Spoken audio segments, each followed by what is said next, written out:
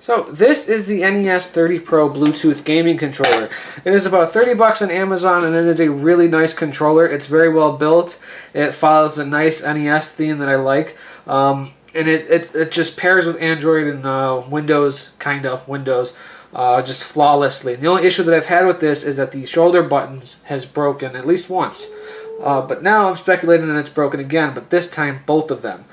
These are the shoulder buttons right here. The first time it broke, I took it apart and I saw that the shoulder button was pushed away from the board because it's just a surface mount button that sits on the board, and over time it's going to break off because it's just a simple solder paste button that's going to fall off eventually. And unfortunately it happened once, and I think it happened again, but this time with both. This is what they're supposed to sound like. That nice tactile click. And here's what these sound like. Just nothing. And they don't register on any of my devices either, so I'm pretty sure the button is broken. Both of them even. And I thought I heard something rattling around in there earlier, but it stopped. So maybe it fell off too. So we're going to open this thing up and see if it's broken. And if it is broken, I'm going to show you how to repair it. It's a very simple fix. I really hate that I have to do this twice. But now to both buttons, it's kind of unfortunate, and especially if no one has soldering skills or anything like that, because the way to fix this is actually pretty tedious, I'm not going to lie. If you broke a trace, it could be really tedious. If you didn't break a trace, it's just a matter of like retacking one of the solder joints or even adding a little bit of super glue. But if you broke a trace, you have to jump that trace, and that part could be a little bit of a pain in the neck, especially if you don't have any fine soldering skills at your disposal. But yeah, it's a very easy fix for someone who's been soldering for a couple of years now. So let's open this guy up and see what's going on the inside of it, and hopefully it is an easy fix. Now the back of this thing actually snaps off pretty easily. You could use a spudger, or just use a thumbnail. It gets in there quite well. For the next thing, you just want to unhook this lithium polymer battery. I use some tweezers for that. Also, a little brute force on the connector won't hurt anything, except that I just disconnected the ground wire. That'll go right back in, just ignore that. Just disconnect that so you're not soldering to anything live. And then you go ahead and zip out all the screws.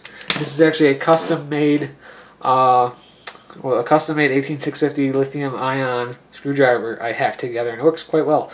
So you just go ahead and unscrew all those screws.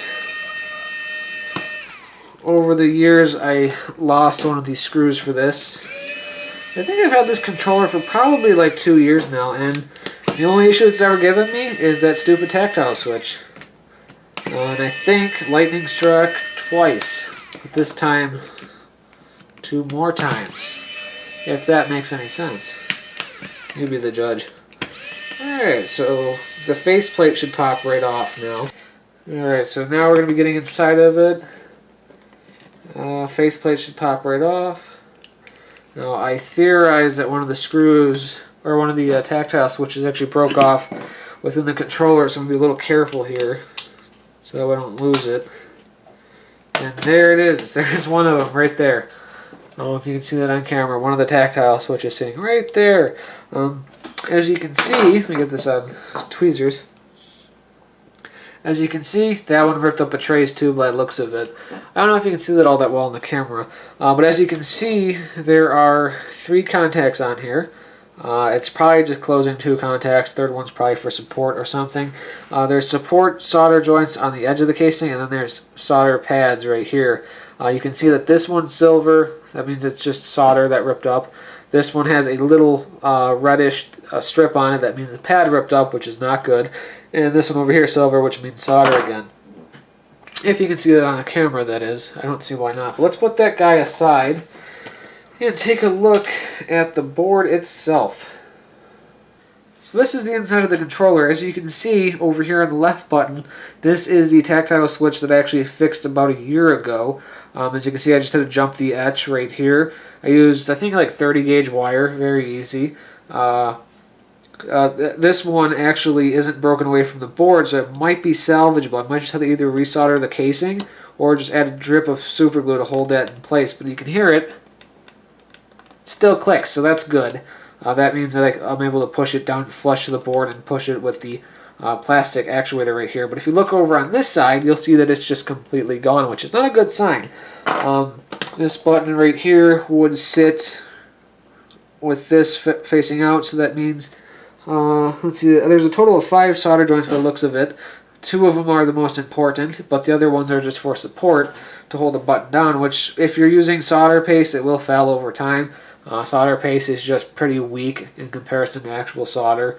But overall, you're going to get your failures. And I hope they address this issue because I guess this is a common problem. It happened to me twice now, but this time with both buttons. So I'm going to go ahead and say 3 times now. So yeah, I hope they address this issue. Other than that, this is a fantastic little controller. I highly recommend getting one. Just be careful with those buttons. And if you do happen to break it, watch this video. Save it for later. But as you can see, it ripped up part of the etch here. I'll see if we can get under the microscope for this. Part of the etch is ripped up. I can actually peel it back on the circuit board, which is not good. And the other 2 look to be salvageable. So I'll only have to jump just this one edge, which isn't too bad. I'll just have to scrape away some of that solder mask and solder a wire to it, but that shouldn't be too bad at all. So let's see if we can get a better look at this. The easiest way to expose copper on any circuit board, my opinion, would be sandpaper, which is a little hard to control. So very, very small amount of sandpaper, or a Dremel bit that just takes off a little bit at a time, or the third best thing would be just a sharp blade or an X-Acto knife. I'm not using a Dremel or sandpaper on this because the trace is really small. It's like a hair thick, so I don't want to get anything else next to it. And plus, if you solder on it, you might get solder somewhere else if there's exposed copper, so avoid that.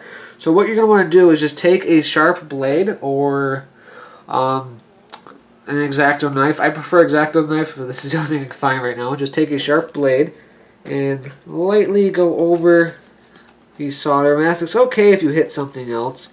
It's kind of hard not to, but what's really important is when you solder, just make sure you only solder what you want to solder. You don't want to cause a short or something silly that will make it useless. So just go over it a few times with the sharp blade, and you should start to expose some copper on it. And that's what you're going to want to solder to, is the copper that you were exposing. So this nice light scrapes will take it off. I can see the copper being exposed right now. The camera is picking it up too, which is cool. And that's what you want to see, just a little bit of copper. And just go ahead and wipe away the solder mask dust. Yeah, you can see the copper that's exposed right there. So the next thing you're going to want to do is take your soldering iron. Mine happens to be running over everything else on my bench.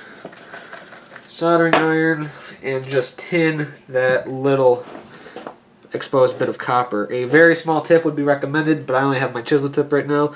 I'm waiting for a surface mount tip to come in the mail, but for now this will work. You might have to leave your iron on it for just a little bit longer than you normally should, just to really make sure the solder flows to it, because sometimes if you're scraping away solder mask, some of the solder mask might be on it, and you just want to keep your iron on that solder joint until the solder mask dust actually burns up and allows solder to flow.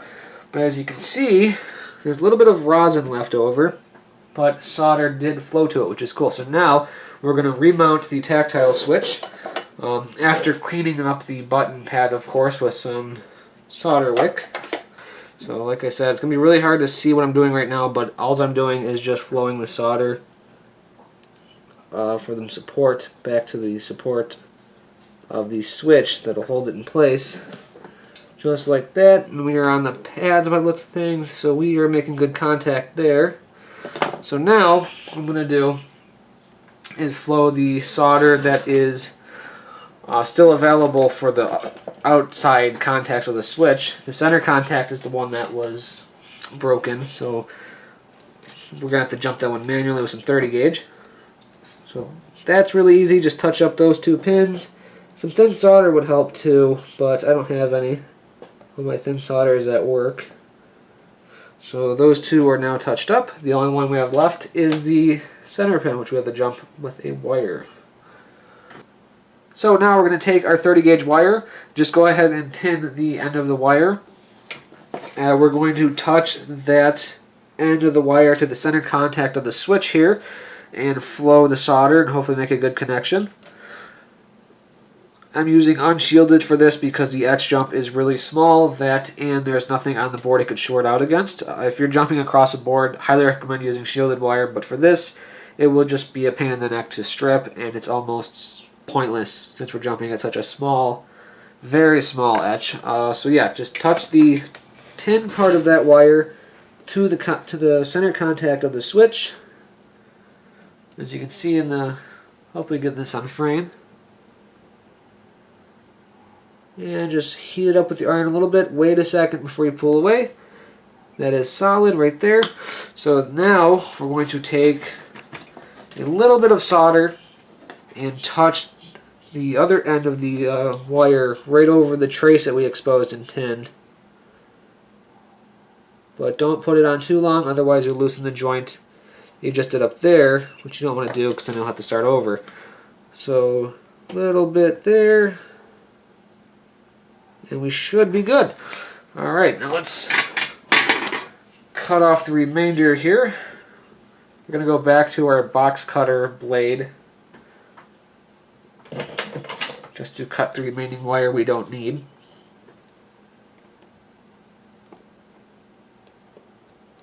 So just like that. And we have successfully jumped that broken contact. I'm just going to give it a little nudge to make sure everything is still in place. And it looks just fine. Now I'm just going to touch up the metal casing of the switch to the board with a little bit of super glue. A very, very small amount. You definitely don't want to get too much on there. And you really don't want it to get inside the casing of the switch, or you're going to have a really bad time. If you do get it inside the casing of the switch, you're pretty much SOL.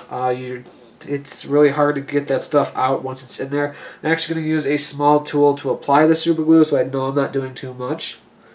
So just a little bit. It's very, very small amount. So I put some on this little spatula thing here. And I'm just going to go ahead and touch it to the board and push it down to the board so it stays. I'm going to do it on both sides as well. Before I close this thing up, I just want to make sure the controller is still working and just want to make sure that the switches more directly are working. So I paired it to my phone, and I have the mapping section of an N64 emulator open, so I'm just going to go ahead and push these buttons and see if they register with the profile I made before this broke. So right works, as you can see, and left works, as you can see. So that is really good. So that means the switches are fixed, which is really good. So now I'm going to go ahead and close this thing up. And just like that, we fixed our NES30PRO controller with a little bit of super glue and some fine soldering. You can hear the tactile switches work as they should, which is a very nice sound to hear after not hearing it for a while. So thank you for watching this video. Stay tuned for my Raspberry Pi video I have coming up. I just want to show you my latest Raspberry Pi build. Not much of a tutorial or anything, just more of a show off because I'm kind of proud of it. It didn't mean to actually accomplish this build, it just kind of happened. So I kind of want to show it off to you guys and get your feedback on that and all that fun stuff. So thank you for watching. Hopefully this video helped you with your NES30PRO controllers, or hopefully it helped you get some insight on how to fix broken etches. If not anything else, hope you enjoyed watching this video. Thank you for watching.